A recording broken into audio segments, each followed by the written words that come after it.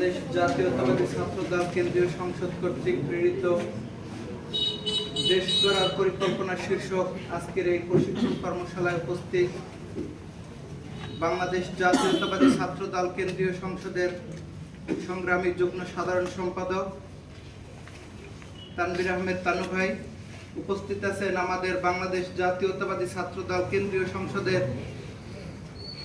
সংগ্রামী যুগ্ম সাধারণ সম্পাদক, ঢাকাস্থ পাথরঘাটা উপজেলার ছাত্রদলের নেতৃবৃন্দের মাথার উপরে যার হাত সবসময় স্নেহের পরশে আবৃত থাকে, আমাদের প্রিয় বড় ভাই মিয়া মোহাম্মদ রাসেল ভাই, উপস্থিত আমাদের কেন্দ্রীয় সংসদের নেত্রী মিতু আপু, আমাদের কেন্দ্রীয় টিম, উপস্থিত পাথরঘাটা উপজেলা ছাত্রদল পৌর কলেজ শাখার নেতৃবৃন্দ, আসসালামু আলাইকুম রহমতুল্লাহ। আলোচনার শুরুতে আমি শুকরিয়া আদায় করছি মহান রব্বুল আলামিনের দরবারে, যিনি আজকের আমাদেরকে একটি সুন্দর পরিবেশ এখানে বসার তৌফিক দান করেছেন। দুরূদ ও সালাম পেশ করছি মানবতার মুক্তির দূত, সর্বকালের সর্বশ্রেষ্ঠ মানব নবী করিম হযরত মুহাম্মদ সাল্লাল্লাহু আলাইহি সাল্লামের প্রতি। আত্মার মাগফিরাত কামনা করছি মৃত্যুঞ্জয় নেতা, বহুদলীয় গণতন্ত্রের প্রবক্তা, সফল রাষ্ট্রনায়ক, স্বাধীনতার মহান ঘোষক, আত্মবিশ্বাসের দীপ্ত চেতনায় বলিয়ান, একাত্তরে যার প্রত্যয় দীপ্ত বলিষ্ঠ কণ্ঠস্বরে দেশবাসী শুনেছিল শীতল ভাঙার গান, দূরদর্শী বিচক্ষণ মহান আমাদের প্রাণ প্রিয় নেতা শহীদ প্রেসিডেন্ট জিয়াউর রহমানের প্রতি আত্মার শান্তি কামনা করছি গণতন্ত্রের মা, বাংলার আপসহীন জননেত্রী বেগম খালেদা জিয়ার। প্রিয় বন্ধুরা, আজকের আমরা আপনাদের সামনে আমি যে বিষয়টি নিয়ে কথা বলবো, সেটি আপনাদেরকে প্রথমেই বুঝতে হবে যে এটি আসলে একটা শুভঙ্করের ফাঁকি কিনা। আমাদের প্ল্যান কেন? প্রথম কথা হলো, আপনারা অনেক সময় শুনবেন যে তারা তাদের ম্যানিফেস্টো এগুলো বলে যে জনগণ কি চায়, জনগণ যেটা চায় আমরা সেটা চাই। বাস্তবে আমরা সেটা চাই না ভাই, কথাটা একটু অন্যরকম মনে হইলো, তাই না? এই দেশের জনগণের মধ্যে কি চোর নাই? সে কি এই দেশের জনগণ না? বাটপার, চিটার, চাঁদাবাজ, লম্পট যা যা আছে সবকিছু তারা কি এই দেশের জনগণ কিনা? এখন যদি একজন ধর্ষক চায় আমি ধর্ষণ করব, তাকে কি আমরা সেই সুযোগ দিব? না। এটা কি তার রাইট? আমরা তাদেরকে এটা বুঝিয়ে দিব এটা তোমার রাইটস না। বাতাসে হাত চালানোর অধিকার তোমার ততটুকুই যতক্ষণ পর্যন্ত না একজন মানুষের গায়ে আঘাত লাগে, তাই তো? তো একজন মানুষের অধিকার কোনটা সেটা আমরা বুঝিয়ে দিতে চাই। তো আমাদের নেতা জনাব তারেক রহমান সে এই জন্য বলেছেন যে আমাদের প্ল্যান আছে, আমাদের এই প্ল্যান আছে, তোমরা যারা আমার কথার সাথে একমত তারা তোমরা আমাদের সাথে আসো। দেখবেন অনেকেই ধর্মের কথা বলে, কিন্তু তারা তাদেরকে আসলে ওই অর্থে ওন করে না। কিন্তু আমরা বাংলাদেশ জাতীয়তাবাদী দল বিএনপি এদেশের আলেম ওলামাদেরকে ওন করি। আপনারা জেনে থাকবেন, যখন শাপলা চত্বরে আলেম ওলামাদের উপর রক্তপিপাসু ডাইনি হাসিনা নৃশংসভাবে আক্রমণ চালিয়েছিল, তখন আমাদের গণতন্ত্রের মা, আমাদের প্রিয় নেত্রী বেগম খালেদা জিয়া সেদিন ঢাকাবাসীদেরকে বলেছিলেন যে আপনারা আলেম ওলামাদের পাশে আসুন, তারা আমাদের এখানে ঢাকার মেহমান। তখন কারা গিয়েছিল তাদেরকে রক্ষা করার জন্য জানি না, কিন্তু বাংলাদেশ জাতীয়তাবাদী দলের প্রত্যেকটা নেতাকর্মী সেদিন সেই আলেমদের পাশে দাঁড়িয়েছিল। আমরা সেদিন বুক চিতিয়ে নটরডেমের সামনে, আমি আব্দুল কাইম বলতে পারি, সেদিন নটরডেমের সামনে বুক চিতিয়ে আমরাই লড়াই করেছিলাম। যতটুকু প্রোটেক্ট করার সেটা আমরাই করেছিলাম। অতএব বাংলাদেশের আলেম ওলামাদেরকে বাংলাদেশ জাতীয়তাবাদী দল বিএনপি ওন করে, অন্য কেউ না। প্রিয় বন্ধুরা, আজকের আমাদের আসলে এখন আমি আপনাদেরকে একটা জিনিস বলি, আমাদের প্ল্যানগুলো কি কি। আমরা এই দেশে প্রায় 2.5 লক্ষ মসজিদ আছে। এই বৃহৎ একটা জনগোষ্ঠীকে বাদ দিয়ে আমরা আমাদের সমাজকে উন্নয়নের কথা ভাবতেও পারি না। সেই জন্য তারেক রহমান বলছেন ইমাম, খতিব, মুয়াজ্জিন এদের প্রত্যেককে একটা সম্মানজনক সম্মানী দেওয়া হবে। আমরা যখন মসজিদের ইমাম সাহেবের কাছে গিয়ে আমাদের দলের জন্য ভোট চাইব, যে চাচা আপনার ভোট এবং আপনার পরিবারের ভোট, আপনার সমর্থন আমরা চাই। কেন চাই? কি জন্য আপনি আমাদেরকে সমর্থন করবেন? যে আমরা এই কথাটা স্পষ্ট করেছি, আপনি একটা মসজিদের ইমাম সাহেব, আপনার সম্মান সবচেয়ে বেশি, আপনি সমাজ সংস্করণে সবচেয়ে বেশি ভূমিকা পালন করেন, আপনার হাত ধরে মক্তবে মসজিদে একদম ছোটবেলা থেকে একটা শিশু শিক্ষা গ্রহণ করে, অতএব আপনার কথার মূল্যায়ন সবচেয়ে বেশি।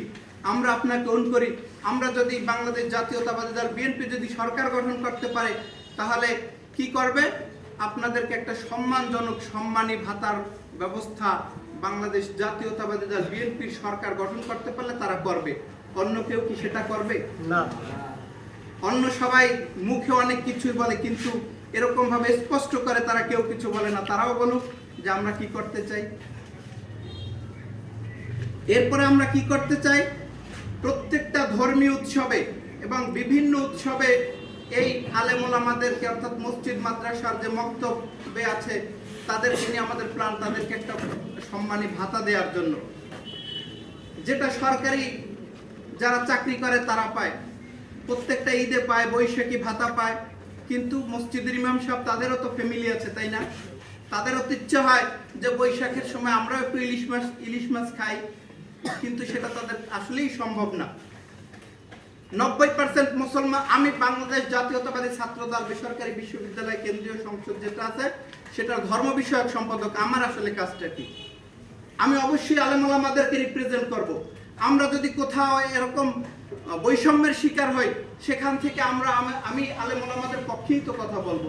এ কথা সত্য, 90% মুসলমানের দেশে আসলে আলেম ওলামারা ওই অর্থে তাদের যে সম্মানটুকু পাওয়ার কথা ছিল সেটা পাচ্ছে না, কেউ দিচ্ছে না। কিন্তু একটা দল, একজন নেতা সেই দেওয়ার কথা বলছেন। ইনশাআল্লাহ আমরা সেখানে তো বিশ্বাস রাখতে পারি যে আমরা তাদেরকে একটা ভাতার ব্যবস্থা করব। এরপরে আমরা কি করব? আমরা জানি আমাদের গ্রামে একটা কথা প্রচলিত আছে, মোল্লার কাজ হলো ইয়া নবী সালাম আলাইকে বইলা শুধু মানুষের বাড়ি সিন্নি খাওয়া এবং খাবার খাওয়া। আমরা সেখান থেকে তাদেরকে বেরিয়ে আসতে বলছি। আমরা সেখান থেকে বলছি যে আপনারাও দক্ষ কারিগরি শিক্ষায় শিক্ষিত হবেন। আপনারা যখন মসজিদের সময় মসজিদে নামাজ পড়াবেন, আপনার সময় শেষে আপনার মসজিদের পাশে এমন একটা প্রতিষ্ঠান আপনি দিবেন যেখান থেকে আপনি একটা অতিরিক্ত আর্নের একটা সুযোগ আপনার হবে। তখন আর আপনাকে সেই ব্লেম নিতে হবে না যে আপনার কাজ হলো শুধু মানুষের বাড়ি খেয়ে আপনার পেট ভরো করা। তখন কি আপনাদের সেই কথা শুনতে হবে? তখন তারা স্বাবলম্বী হবে। আমরা সেই ইমাম সাহেবদেরকে, মুয়াজ্জিনদেরকে দক্ষ করে গড়ে তুলতে চাই। কেন চাই? আমাদের দেশে আসলে লোকের অভাব নেই, কিন্তু দক্ষ জনশক্তির অভাব আছে। আমাদের দেশে এই জনসংখ্যা এখন জনঝঞ্ঝাটে পরিণত হয়েছে, কিন্তু এদেরকে যদি আসলেই দক্ষ হিসেবে গড়ে তোলা যায়, তাহলে কিন্তু আমাদের জনশক্তি হইবে, জনসম্পদ হইবে। এটা আমাদের উপরে কখনো বার্ডেন হইবে না। এরপর আমরা কি চাই? আমরা ইমাম মুয়াজ্জিনদের জন্য একটা কল্যাণ ট্রাস্ট করতে চাই। আসলে অনেক কিছুই কথা বলার আছে, অনেক কিছুই এখন সময়ের স্বল্পতার কারণে বলা সম্ভব না। আপনাদেরকে আরেকটা কথা বলি, আলেম ওলামাদেরকে নিয়ে, এই দেশের ইসলামকে নিয়ে যে ভাবছেন, তিনি হলেন আমাদের গণতন্ত্রের মা, আমাদের প্রিয় নেত্রী বেগম খালেদা জিয়া। তিনি 1993 সালে এদেশে মসজিদ ভিত্তিক গণশিক্ষার কার্যক্রমের উদ্বোধন করেছেন, প্রচলন করেছেন। এটার মাধ্যমে কি হয়েছে? প্রত্যেকটা পাড়া মহল্লায় কিছু কিছু মানুষ আছে, দেখবেন যারা ইসলামিক ফাউন্ডেশনের মাধ্যমে চাকরি করে, কিছুটা হলেও স্বাবলম্বী। অতএব আমরা এক কথায় বলতে পারি, এই দেশের আলেম ওলামাদেরকে মসজিদ, মাদ্রাসা, মন্দির, গির্জা, প্যাগোডা, যারা যেখানে ধর্মগুরু, ধর্মযাজক হিসেবে কাজ করতেছেন, আমরা প্রত্যেককে ওন করতে চাই। পরিশেষে আমি আসলে পাথরঘাটার সন্তান হিসেবে আমি একটা কথা বলি আপনাদেরকে, আপনাদের পাশে তো আমরা ইনশাআল্লাহ সবসময় আছি, থাকবো। আপনারা হীনমন্যতায় ভুগবেন না। এখানে আমরা অনেকের সাথে কথা বলি, আমরা বিভিন্ন রকম কথা শুনতে পাই। বাংলাদেশ জাতীয়তাবাদী ছাত্র দল সবচেয়ে বেশি মিডিয়া ট্রায়ালের শিকার। আপনারা আপনাদের মনোবল শক্ত রাখুন, কেউ আপনাদের কোনো ক্ষতি করতে পারবে না। আর তাদেরকে আমরা বলতে চাই, বাংলাদেশ জাতীয়তাবাদী ছাত্র দল বঙ্গোপসাগর থেকে কচুরিপানার ন্যায় ভেসে আসেনি। জাতীয়তাবাদী ছাত্র দল বাঁশপাতার উপর শিশির বিন্দু নয়, বাংলাদেশ জাতীয়তাবাদী ছাত্র দল কচু পাতার উপর টলমল পানি নয়, বাংলাদেশ জাতীয়তাবাদী ছাত্র দল এদেশের আপামর জনসাধারণের ভালোবাসা সিদ্ধ একটি প্রতিষ্ঠান, একটি সংগঠন। এদেশের প্রত্যেকটা মানুষ তার পরিবার থেকে যখন কেউ ছাত্র দল করে তখন তারা গর্বে বুক ভরে যায়। অতএব আমাদেরকে নিয়ে যারা তুচ্ছ তাচ্ছিল্য করেন তাদেরকে এর কথা স্মরণ করিয়ে দিতে চাই, আমরা কিন্তু এদেশে ভাড়াটিয়া না। আমরা ইনশাল্লাহ আগামী বাংলাদেশে এই কথাগুলো যদি আমাদের শহীদ প্রেসিডেন্ট জিয়াউর রহমানের আদর্শকে ধারণ করে 31 দফা যদি আমরা মানুষের মাঝে প্রচার করতে পারি, দেখবেন ইনশাল্লাহ আমাদেরকে মানুষ ভোট দিবে। শুধুমাত্র বিরাজ ভাই বলছে যে ভাই ভোটটা দিয়ে নে, কথা বললে ভোট হবে, ভোট দিবে না। আমাদের প্ল্যানটা যদি সুন্দরভাবে মানুষের কাছে পৌঁছায় দিতে পারি তাহলে ইনশাল্লাহ আমরা ভোট পাবো। আল্লাহ হাফেজ। বাংলাদেশ জিন্দাবাদ, বাংলাদেশ জাতীয়তাবাদী ছাত্র দল জিন্দাবাদ।